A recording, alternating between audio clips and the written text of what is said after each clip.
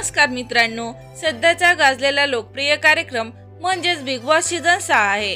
Big boss मराठीच्या घरामध्ये काल 3 सदस्याची वाईल्ड कार्ड एंट्री पाहायला मिळाली।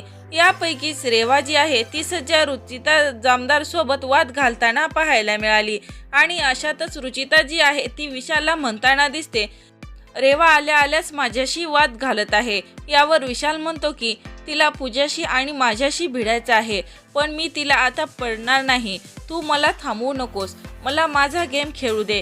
तेव्हा विशालचे हे बोलणे ऐकून रुचिताला धक्का बसतो आणि ती प्रचंड नाराज होते। आज होणाऱ्या एपिसोडमध्ये आपल्याला पाहायला मिळणार आहे, यावरूनच विशालचं टार्गेट आता रेवा असणार आहे। त्यामुळे रुचिताला आता तरी कळेल का विशाल हा फक्त गेम पुरताच आपला यूज करत आहे आणि तो देखील अनुश्रीप्रमाणे टोळी ग्रुप मधून बाहेर पडणार आहे।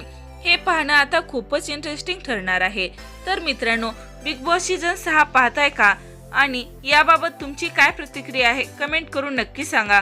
तोपर्यंत धन्यवाद।